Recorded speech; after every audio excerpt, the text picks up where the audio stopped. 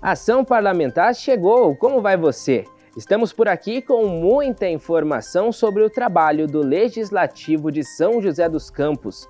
Hoje vamos te explicar o que é plebiscito e o que é referendo, duas maneiras de consultar o povo para decidir assuntos importantes. Me diz, você participa das audiências da LOA, a Lei Orçamentária Anual? A participação de todos é muito importante e vamos te mostrar o porquê. Tem ainda informações sobre um projeto de lei em tramitação na Câmara, que busca criar pontos de apoio aos motoboys aqui na cidade.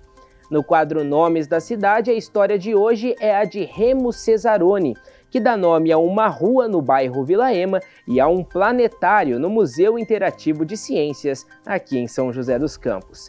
Fique por aí, que o Ação Parlamentar começa agora.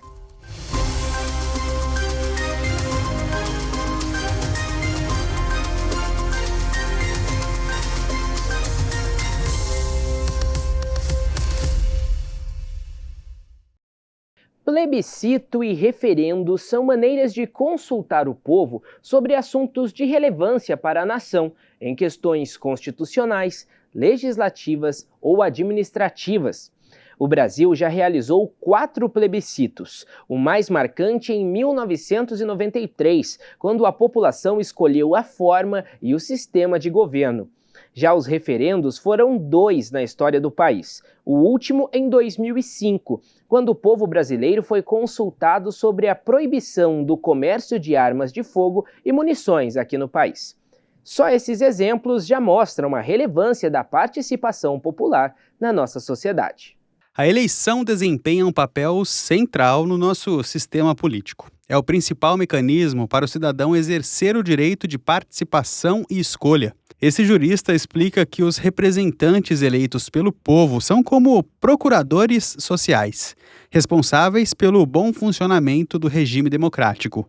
É bom lembrar que o regime democrático é o governo do povo, para o povo, mas não é exercido pelo povo. Então nós temos a democracia representativa, esta que nós praticamos no último dia 27, onde o povo escolhe seus representantes. E os representantes é que vão tomar as decisões em nome do povo. Por isso, a democracia vai além da escolha dos representantes. Ela se concretiza quando a população tem o poder de decidir sobre questões importantes para o país e para as cidades. A Constituição Federal garante que o povo possa participar das decisões políticas não só por meio das eleições. Isso também acontece através de consultas, como o plebiscito, o referendo e a iniciativa popular. O primeiro é o plebiscito, uma forma de convidar a população a participar do debate. A população é convocada antes que uma lei ou medida administrativa seja implementada. O plebiscito é uma consulta prévia que se faz ao povo. Então, o Congresso Nacional pretende legislar sobre uma nova lei ou uma emenda constitucional. Ele pode convocar um plebiscito e o povo vai dizer sim ou não, se aceita que aquela medida será implantada, discutida e votada ou não. No caso do referendo, a consulta é posterior. Então, cabe à população ratificar ou rejeitar a proposta. Por último, existe a iniciativa popular. Por meio dela, as pessoas podem apresentar um projeto de lei, desde que reúna assinaturas de 1% do total de eleitores. Nesse caso, a matéria deve ser de relevância para a nação em questões de natureza constitucional, legislativa ou administrativa. A iniciativa popular, ela exige um conjunto de cidadãos e cidadãs que produzem, escrevem um projeto de lei e protocolam na Câmara Federal, na Câmara dos Deputados e Deputadas. E a Câmara vai decidir se aprova ou se não aprova aquele projeto de lei que nasceu da origem popular. Qualquer tipo de assunto que seja relevante, seja um assunto de um projeto de lei ou seja um assunto de um projeto, de uma proposta de emenda à Constituição. Assuntos importantes, assuntos relevantes. Na Câmara, a participação popular em debates de assuntos de interesse público é vista como fundamental para o processo democrático, já que garante que as decisões tomadas pelos representantes eleitos estejam alinhadas com as necessidades e expectativas da população. Para os vereadores, essas ferramentas dão legitimidade às decisões. Essa é uma grande vitória da Constituição de 88, né? Que a Constituição, tanto nacional, estadual e municipal, garante a participação em conselhos, a Constituição garante audiências públicas. Então, assim, é fundamental que esses mecanismos continuem e que a população, inclusive, exerça. Por exemplo, a população pode fazer projetos populares com assinatura da população. Se ela atingir 1% da população, esse projeto é protocolado na Câmara. Isso é bem interessante. Claro que é muito difícil, não é fácil ter 1%, porque tem que ter o título de eleitor, mas é um mecanismo bem importante que a Constituição garante.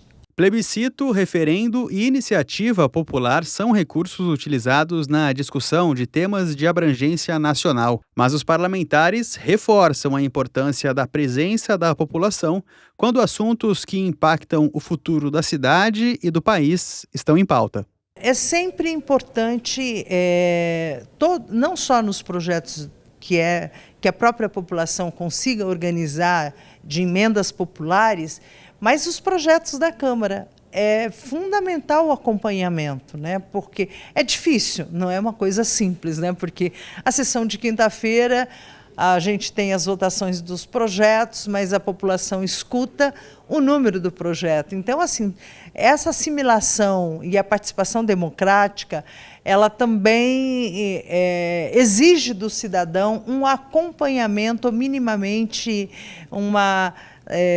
não digo, uma vontade política, né, para que ele assista, viu a votação, depois ele vai no site, dá uma olhada, mas é importante.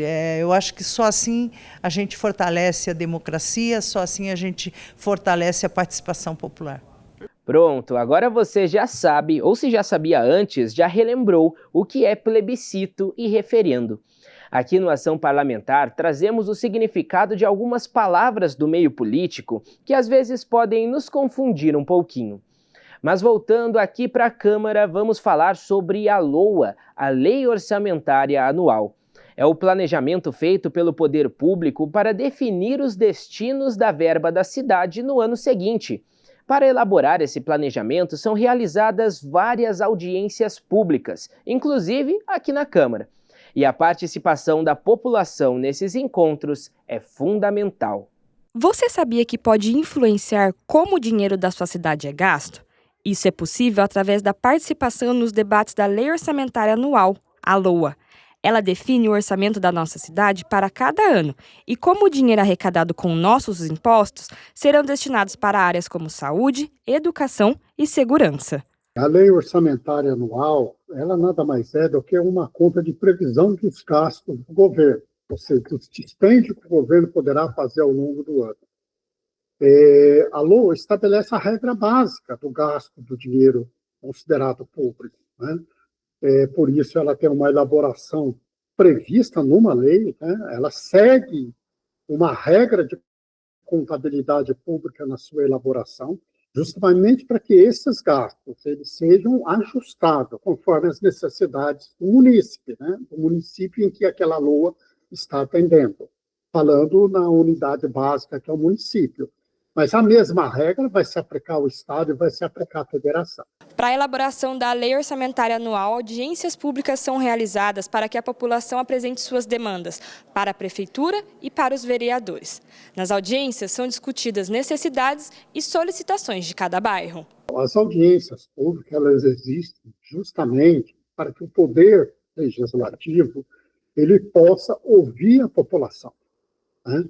Tanto o Executivo quanto o Legislativo. Por quê? Porque é exatamente esse o momento onde se estabelece o regramento básico daquilo que deverá ser atendido, né? Você tem as diretrizes orçamentárias anuais, né? E dentro dessas diretrizes, você tem os projetos. E dentro desses projetos, tem suas metas, submetas, que é exatamente aonde a população participa.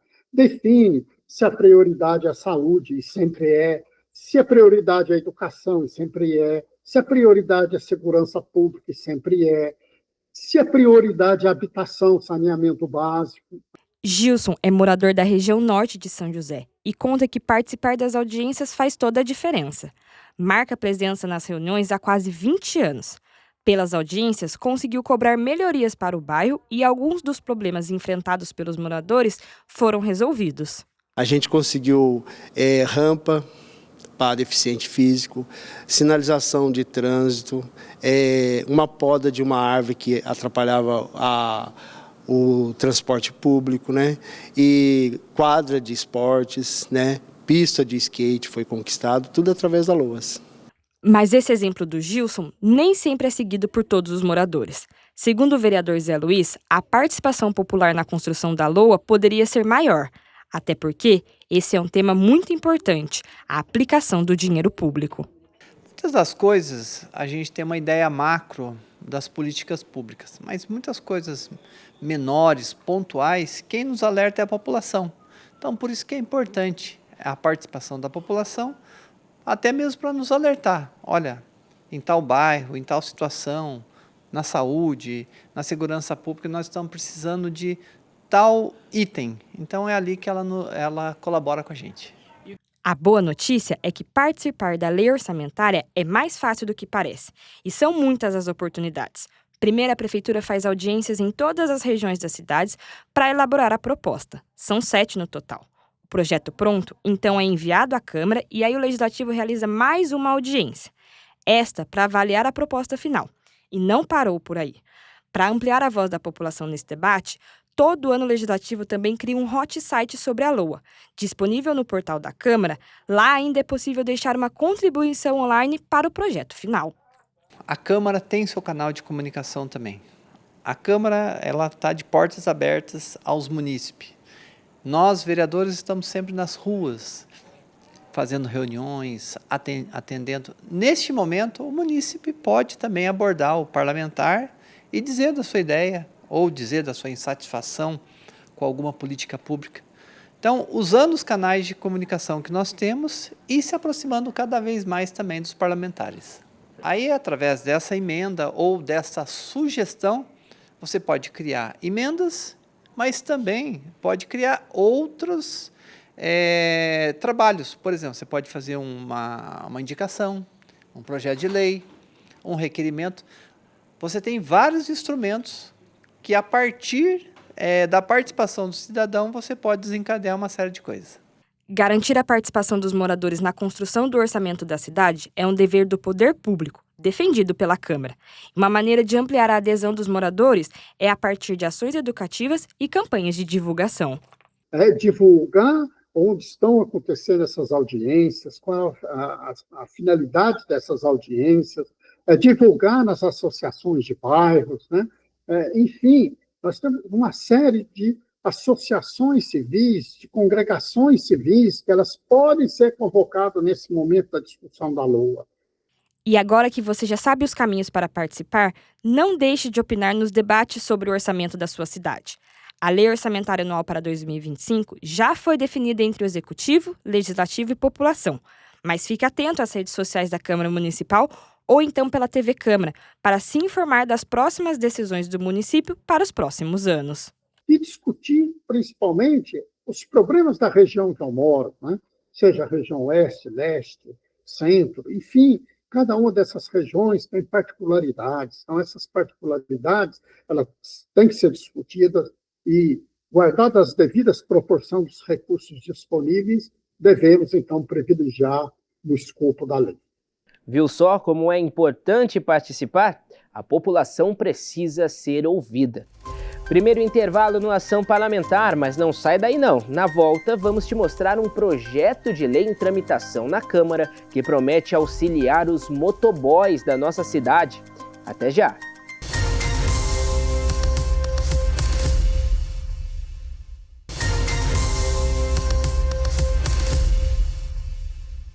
Quando a gente pede um delivery, são os motoboys que entregam a refeição ou algum produto para nós em casa. E para melhorar as condições de trabalho para esses profissionais, um projeto de lei da vereadora Amélia Naomi, que está em tramitação aqui na Câmara, busca criar pontos de apoio para os motoboys aqui na cidade. A partida na moto se repete centenas de vezes durante o dia. E sempre que a notificação chega, começa uma nova viagem. O Miguel vive essa rotina há 10 anos, um trabalho com desafios diários. A rotina é bem intensa, né? A gente, para estar conseguindo fazer o nosso salário, para estar sustentando os filhos, né? Mantendo a casa, a família, a gente tem que estar 18 horas na rua, 16 horas, né? Sem nenhum ponto de apoio aos entregadores por aplicativo na cidade, entre um pedido e outro, eles não têm onde ficar. Aí param onde conseguem. Se chove, a gente não tem como carregar o celular, não tem um lugar para a gente poder almoçar, entendeu? Aí que vinha a necessidade de ter esses pontos de apoio, né, espalhados pela cidade, né? No centro, na Zona Norte, Zona Leste, entendeu? Para a gente ter um lugar para poder almoçar, usar o banheiro. Muitos comércios da região não permitem que o motoboy use o banheiro, entendeu? Alguns lugares arrumam água, mas são bem poucos lugares que dão uma assistência pra gente, entendeu? Mas um projeto de lei da vereadora Amélia Naomi, em tramitação na Câmara, pode mudar esse cenário. Se aprovado, as empresas de aplicativos de entrega e de transporte privado de passageiros deverão manter pontos de apoio na cidade. Eles precisam de um local para conseguir recarregar o celular, porque o celular é um instrumento de trabalho para eles, o endereço, o local, as chamadas, todas, então é necessário isso. Um local que eles coberto, né, porque também tomam chuva, e banheiro, né, porque infelizmente também a forma que eles estão trabalhando, precarizados, é importante ter esses pontos de apoio para que eles se sentam seguros. O texto estabelece que cada região de São José deverá contar com pelo menos um ponto de apoio. O artigo 2 determina que esses espaços tenham recursos como sanitários, vestiários, uma sala de descanso com acesso à internet, espaço para refeição e estacionamento. O projeto propõe que as empresas façam essa estrutura mínima para que eles tenham condições de fazer um bom trabalho, que já fazem, né? A justificativa do projeto ainda argumenta que, assim como o número de motoristas de aplicativo e entregadores é crescente, crescem também as dificuldades enfrentadas pela categoria. O Flávio, por exemplo, nunca tem hora para parar de trabalhar. Por isso, o conforto para ele também é sinônimo de segurança. O ponto de apoio é isso, pelo menos para o cara dar uma sentadinha ali, carregar o telefone, não precisar ir em casa, dar uma carga no telefone e vou voltar. Ele já vai ganhar muito tempo nisso. Um dia chuvoso, tem que ficar esperando, porque às vezes o aplicativo demora para tocar. Ele fica ali esperando um pouquinho, entendeu? O aplicativo toca, ele vai embora fazer a entrega dele, entendeu? É para isso que a gente precisa, um respaldo, pelo menos para a gente ter um pouquinho de descanso. Não é para ficar parado, é só um respaldo que a gente precisa, para a gente continuar a nossa jornada de trabalho. Para a vereadora Amélia Naomi, garantir assistência aos trabalhadores por aplicativos de entrega e motoristas também é dar a eles respeito e reconhecimento profissional. Um tema que merece atenção do poder público. Vendo que esse serviço cada vez mais aumenta, né? Então, para que a gente garanta a eles qualidade no trabalho, eu acho que esse é o mínimo que as empresas podem estar fazendo. Com certeza, a criação desses pontos ajudaria muito esses trabalhadores que passam a maior parte da jornada nas ruas. Pessoal, mais um intervalo por aqui e na volta tem o nosso quadro Nomes da Cidade com a história de Remo Cesaroni. Fique por aí que a gente já volta.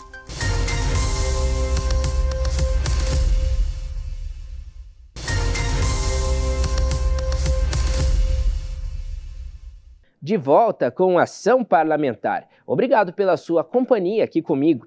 Vamos ao quadro Nomes da Cidade?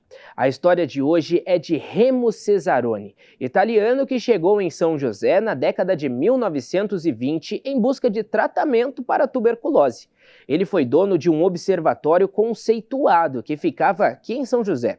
Hoje o nome de Remo Cesaroni está eternizado em uma rua, em um planetário aqui no município.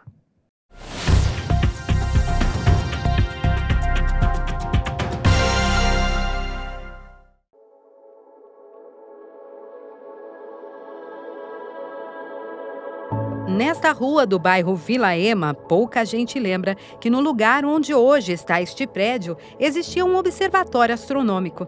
O que sobrou dele está guardado nestas fotos das décadas de 1940 a 60.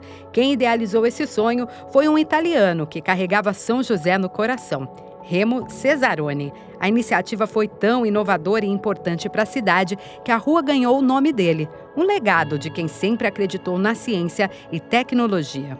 Tinha um pomar, tinha as cúpulas e tinha a casa do Remo Cesaroni.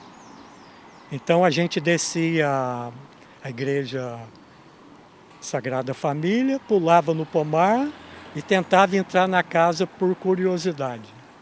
Que a casa era diferente, não tinha nada. Era mágico, vamos dizer assim, né? Sem exageros, né? Remo chegou ao Brasil em 1925. Diagnosticado com tuberculose, se mudou para São José em busca de tratamento. Gostou tanto da cidade que decidiu viver aqui. Transformou a casa onde morava num espaço para compartilhar educação e ciência e, com recursos próprios, construiu o Observatório Galileu Galilei. Era uma cúpula giratória com 12 telescópios, uma estação de rádio e um laboratório. As fotos registradas no local foram enviadas até para a NASA, a Agência Espacial Norte-Americana, para ajudar na observação do planeta Marte. Na época, o observatório era o mais bem equipado da América Latina. Ele fazia intercâmbio com outros países. Ele fornecia informações, né? Então, às vezes a pessoa fala assim, é amador. Não era bem amador, não. Era à frente, né? Além do amor pela ciência, Remo Cesaroni também tinha um lado educador e cineasta. Afinal, era ator de formação. Criou um cine planetário para exibir filmes que ele mesmo fazia. E para que a ciência dos astros chegasse a todos, adaptou uma Kombi e criou uma unidade itinerante que levava a astronomia a praças, escolas e comunidades. O Remo, acho que ele foi a primeira pessoa a querer divulgar a astronomia, né, em São José. Ele veio da Itália já com essa paixão e ele, como apaixonado pelo céu, ele queria passar isso para as outras pessoas, né? Então ele teve uma visão muito social também da astronomia. Ele não queria deixar só para a elite, ele queria levar para todo mundo. Então ele criou o observatório, né, dele, Galileu Galilei, depois o cine planetário, tudo com recurso dele. E ele queria divulgar a ciência, então acho que ele foi um democratizador da astronomia de uma maneira muito pioneira, né? Antes de todo mundo falar de astronomia, ele começou a falar de astronomia aqui em São José. E o cinema era fantástico também, né? Assim, a entrada dele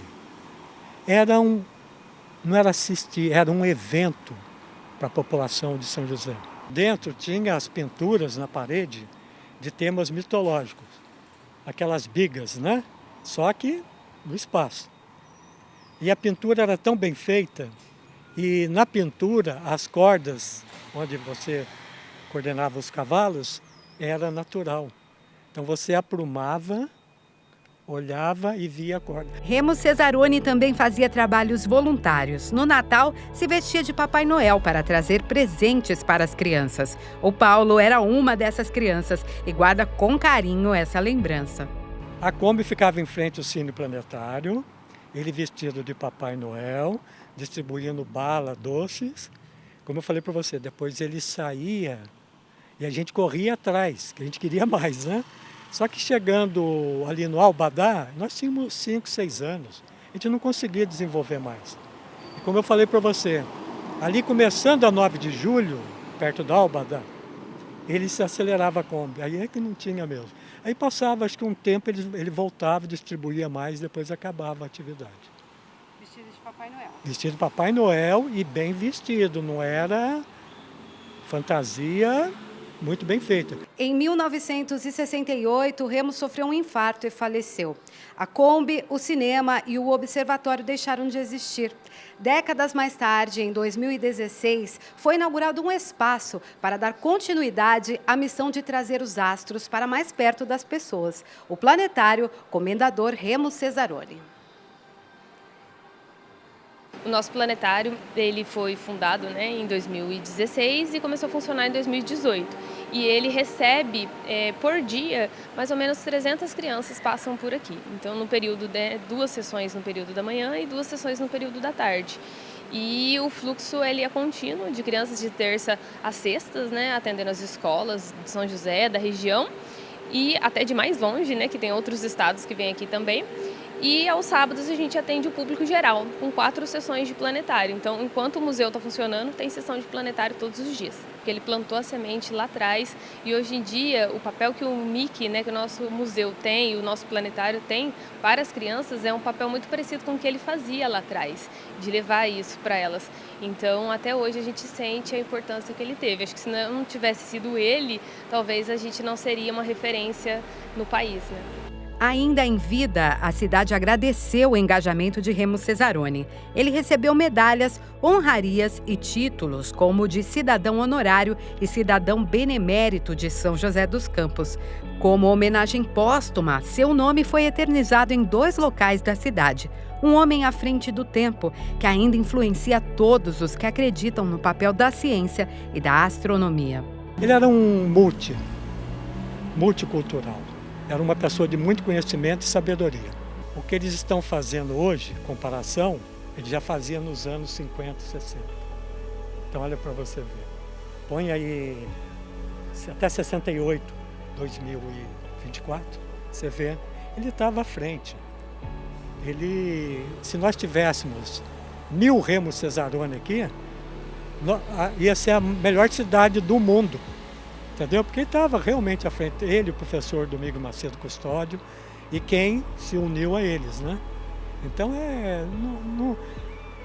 às vezes a gente não encontra nem palavra para definir uma pessoa dessa, a dedicação dele.